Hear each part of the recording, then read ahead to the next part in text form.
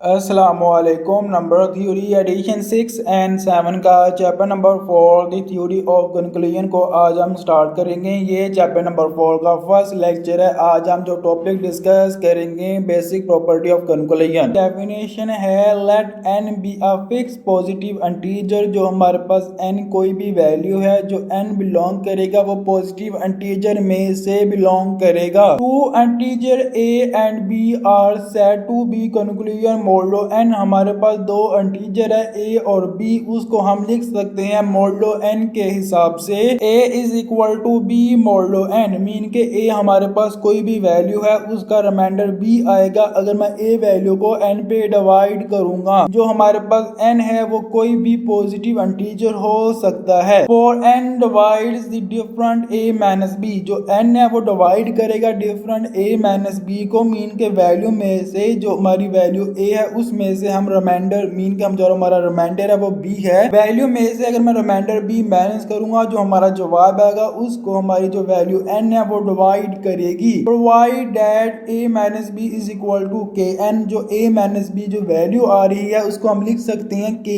n की form में। जो हमारे पास n है वो जो वैल्यू है वो a को डिवाइड कर रही है, जो k है वो सम हमारे पास कोई भी इंटीजर है जिसको हम n से मल्टीप्लाई करने से हमारा जो जवाब आएगा a माइनस b आएगा। और सम इंटीजर के, हमारा जो k है वो कोई भी इंटीजर है। फॉर एग्जांपल हमारे पास एग्जांपल है 24 इज इक्वल टू 3 मोडलो 7। 24 हमारे पास एक वैल्यू है जो 7 पे डिवाइड होती है, जो उसका रिमाइंडर आता है 3 आता है, क्योंकि 7 3 से 21 होता है। 21 जो है 24 में से माइनस करेंगे हमारा जो जवाब आएगा वो 3 आएगा। 3 है ये हमारे पास राइट साइड पे, अगर मैं इसको लेफ्ट साइड पे शिफ्ट करूंगा तो हमारी जो इक्वेशन आएगी 24 माइनस 3 इज इक्वल टू 0 मोडलो 7, मीन का जो 24 में से 3 माइनस करूंगा हमारा रिमाइंडर 0 आएगा मोड 7 के लिहाज से, क्योंकि 24 में से 3 माइनस करेंगे हमारा जो जवाब आ रहा है वो 21 आ रहा है। 21 जो वैल्यू है वो 7 पे डिवाइड हो रही है, तो 24 माइनस 3 इज इक्वल टू हम लिख सकते हैं 3 मल्टीप्लाई बाय 7 की फॉर्म में। 7 जो वैल्यू है वो मोडलो 7 वाली, मीन के जिसपे हमारी पहले वैल्यू डिवाइड हो रही थी। 3 हमारे पास कोई भी इंटीजर है, तो हमारे पास इक्वेशन आ गई 24 minus 3 is equal to 3 multiply by 7। हमारे पास जो 24 माइनस 3 21 होता है, जो 21 को वो 7 डिवाइड करता है, मीन के 7 डिवाइड करता है 21 को, या इसको लिख सकते हैं 21 डिविजिबल बाय 7, मीन का जो 21 वैल्यू है वो 7 पे डिवाइड होती है। अब हम कुछ बेसिक प्रॉपर्टी डिस्कस करते हैं मॉड फंक्शन की। हमारे पास यहाँ पे कोई वैल्यू मौजूद होगी, यहाँ पे उसका रिमाइंडर मौजूद होगा, जो वैल्यू डिवाइड होती होगी वो वैल्यू यहाँ पे मौजूद होगी।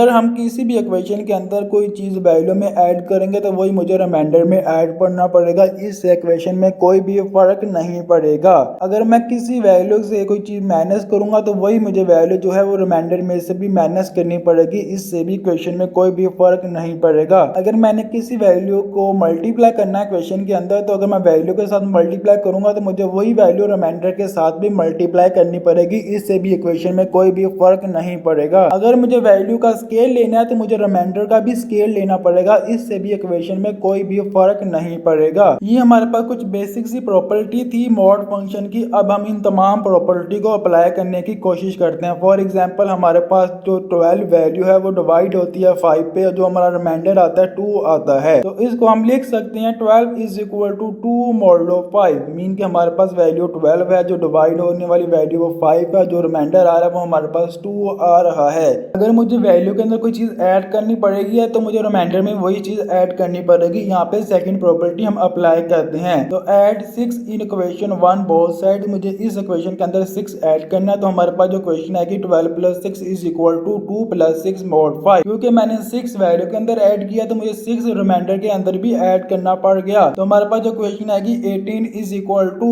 8 मोड 5। 8 आ गया वो 5 से बड़ा आ गया, मीन जो हमारे पास वैल्यू को डिवाइड करने वाली वैल्यू वो 5 है, उससे 8 वैल्यू बड़ी है, तो इसमें से हम 5 माइनस करेंगे तो हमारे पास जो इक्वेशन आएगी 18 is equal to 8 minus 5 mod 5। इससे भी इक्वेशन में कोई भी फर्क नहीं पड़ेगा, क्योंकि किसमें वैल्यू डिवाइड होती है वो हम रिमाइंडर के अंदर ऐड और माइनस दोनों कर सकते हैं, इसमें इक्वेशन में कोई भी फर्क नहीं पड़ता। तो हमारे पास इक्वेशन आएगी 18 इज इक्वल टू 3 मोड 5। हमारा जो रिमाइंडर आ रहा है वो 3 आ रहा है, अगर 18 को 5 पे डिवाइड करता हूँ तो सेकंड प्रॉपर्टी अप्लाई करते हैं। हमारे पास जो सेकंड प्रॉपर्टी है वो माइनस वाली है, हम माइनस करते हैं 4 इस इक्वेशन के अंदर, तो हमारे पास इक्वेशन आएगी 18 14 minus 4 is equal to 3 minus 4 mod 5। Mean के हमने माइनस 4 बोथ साइड पे ऐड कर दिया तो हमारे पास इक्वेशन आएगी 14 is equal to 3 minus 4 minus 1 के बराबर होता है मॉड 5 एज इट इज। जो हमारा रिमाइंडर है वो नेगेटिव आ चुका है तो इसको पॉजिटिव करने के लिए हम प्लस 5 कर सकते हैं क्योंकि जो हमारी वैल्यू है वो 5 पे डिवाइड हो रही है। तो 14 is equal to minus 1 plus 5 mod 5। तो माइनस 1 प्लस 5 4 के बराबर होता है तो 14 इज इक्वल टू 4 मॉड 5। ये हमारे पास इक्वेशन आ चुकी है। अब हमारे पास जो नेक्स्ट प्रॉपर्टी है वो मल्टीप्लाई वाली प्रॉपर्टी है। मल्टीप्लाई 2 कर रहे हैं बोथ साइड तो हमारे पास इक्वेशन है कि 14 multiply by 2 is equal to 4 multiply by 2 mod 5। 2 जो है वो वैल्यू के अंदर भी मल्टीप्लाई किया तो मुझे रिमाइंडर के साथ भी मल्टीप्लाई करना पड़ गया। तो 14 मल्टीप्लाई बाय 2 28 होता है, 4 मल्टीप्लाई बाय 2 8 होता है, 8 रिमाइंडर है वो 5 से बड़ा आ चुका है। हम लिख सकते हैं 28 इज इक्वल टू 8 माइनस 5 क्योंकि जो हमारी वैल्यू है वो 5 पे डिवाइड हो रही है। तो 28 इज इक्वल टू 3 मॉड 5 ये हमारे पास इक्वेशन आ चुकी है। अब हम नेक्स्ट प्रॉपर्टी अप्लाई करते हैं स्केयर वाली, taking square on both side. अब हमने स्केयर लेना है बोथ साइड पे तो हमारे पास इक्वेशन है कि 28 का स्केयर इज इक्वल टू 3 का स्केयर मॉड 5। 3 का स्केयर हमारे पास 9 होता है और जो 28 का स्केयर होता है वो